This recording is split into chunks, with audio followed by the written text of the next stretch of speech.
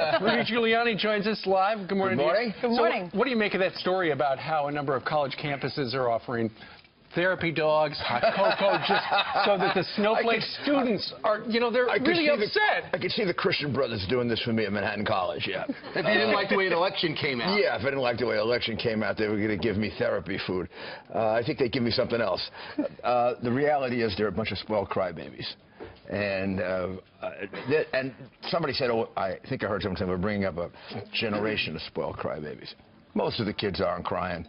Most of the kids are going to class. I speak at a lot of college campuses, and what I find is, and this might be a somewhat heartening fact, we are growing up a slightly higher percentage of conservative students now than we used to, because they're rebelling against the professors. And if you're looking at the real left-wing loonies on the campus, it's the professors, not the students.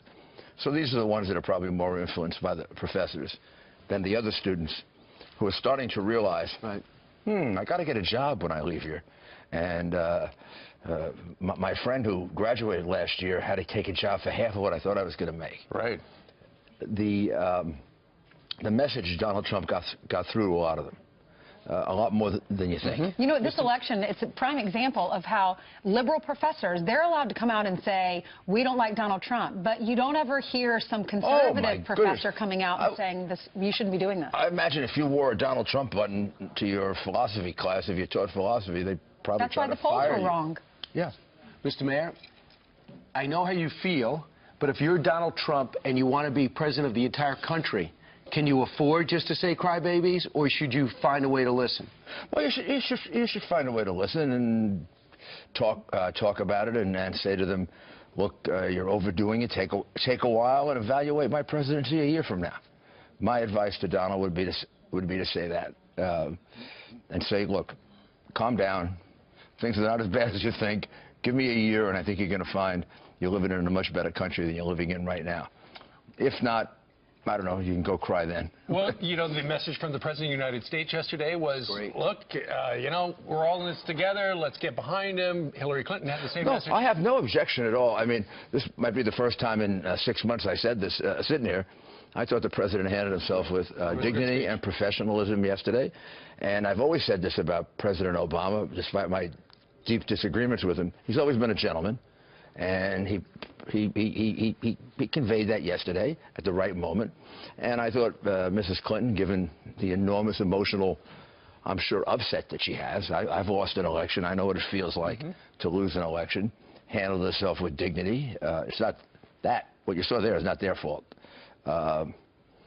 Probably the fault of their professors and their parents, not I think America getting them to mature fast enough. America was at its best yesterday. Nancy Pelosi gave a great statement. Paul Ryan's been at odds. I thought he was right on the message. You saw Elizabeth Warren, his biggest critic, say this. And we shouldn't let the protesters, what is that, 1% or 1% or 1% or 1% or 1% or 1% or 1%? But it's going to be a one-day deal. Yeah. So, two-day deal. So they got upset. The reality is the American political establishment, against which Donald Trump ran and won, reacted like we're ready for a change. Sure. They even probably realize somewhere deep down that there's something fundamentally wrong with the way we're governing ourselves right now, and we got to change it. And maybe we can't agree with everything this guy wants to do, but that he hit into something that they know really affects the American people. We got to straighten Washington out. That drain the swamp line that he came up with in the last 4 weeks of the campaign, along with Obamacare, that was the biggest applause line that he got. And it surprised him. Yeah. He said he was against it in the beginning. It surprised him. You are darn right. It surprised him. It surprised everybody. And it was a kind of a throwaway line. Thought maybe it would sound too harsh. He was reluctant to use it. And then people started. Chanting it, and it told you what was going on. Rudy, the Clinton Foundation is under investigation, as you know. Should President Obama, before he leaves, should he pardon her? If not, should Donald Trump? Well, the reality is we have two traditions, right, that are sort of in conflict with each other. One is we try to get over the anger and everything else about an election after it's over with and put it behind us. And I don't like to see America become a country in which we prosecute people, about politics. On the other hand, there are deep and disturbing issues there in which, if you don't investigate them, they're going to continue. Yeah, and also it's hard to investigate other people. What do you say to a foundation that where you have a fraud of $50,000 when you haven't looked at a foundation where there is an alleged fraud in the millions or hundreds of millions of dollars? Now, it may be true, it's not true, but it hasn't been investigated. Yeah. So, and justice for all. That's a very tough balance, and that's why I don't think President Obama should pardon her.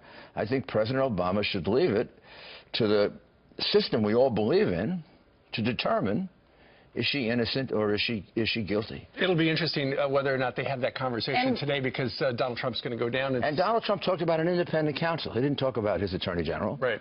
He talked about an independent counsel doing it, who would be, not a Republican, not a Democrat, somebody free of any political question. Good luck finding that person. Well, you could find somebody like that. There are a lot among lawyers. You could find an ex-judge. Well, if they pardon her, they need to pardon this guy who's behind Well, if you bars, pardon her, you got to pardon Cartwright, you got to pardon Petraeus, and you got to pardon the poor sailor who takes a picture of the submarine. That one, I don't. Yeah. To this day, she's spending a year in jail because her family was being destroyed. He just took a deal because he was killing them. But real quick, Mr. Mayor, we'd love to know what the next. There's 4,000 jobs to fill. There's hundreds that have to be senatorial confirmed. Let's talk about some of the key positions. Number one for you, people talk about Homeland Security Secretary or Attorney General. Would you be interested in either one of them? Well, I can't say that here. I mean, that's something that I have to have with my friend. This is not the official job interview. It's okay. Donald Trump. It depends on a lot of things. I am extraordinarily happy in what I'm doing. I'm a partner at Greenberg Traurig. I run my own security firm. I travel to 12 countries a year. I advise several governments on security. And you can't find a happier guy. But you're about service, and if you wanted to be mayor, if you wanted to be rich, you wouldn't have been mayor. And the jobs you took were never for the money. But it isn't about being rich. It's about enjoying what I'm doing. Sure. I'm comfortable enough now I can do whatever I want. Thank God. But the reality is, it would be about, do I want to give up what I'm doing and all the people I'm training and supporting and trying to figure out a solution to cybersecurity? I've got 4 big deals on the line to do that. I'd love to be the person that comes up with a solution to cybersecurity. Sure. I thought I was finished, but now I got involved in the Trump campaign, and I played some role, I hope, in electing him. And now I'd like to invent the real overall holistic solution to cybersecurity. That would be great. Now, when you talk to a president of the United States and he wants you to do a job, I certainly would not go into that conversation with a firm no in my mind. But I'd want to talk about maybe 3 or 4 other people that might be better for it. And if there aren't, then maybe I would do it. If it weren't you for Attorney General, people had, over the last 6 months, they've said, well, maybe Chris Christie.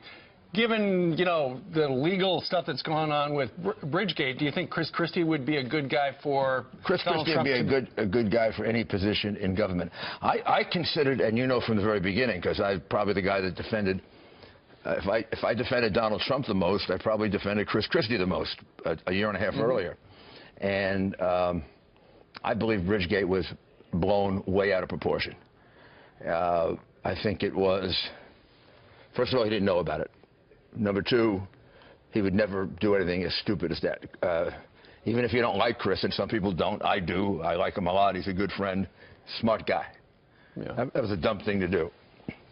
And third, when some degree of political revenge, even if it does affect citizens, starts to become the basis of a criminal prosecution, you probably put half the politicians in America in jail. Hey, I'd love to see Ray Kelly with Donald Trump in some way, somewhere in security. Mr. Mayor, thank you very much for dropping by. FBI, if it's open. Sure, absolutely. FBI, if it's open. Yep. Not that I've suggested anything, but Ray Kelly kept this city together and improved on the things I did to reduce crime. I'll just give you a statistic.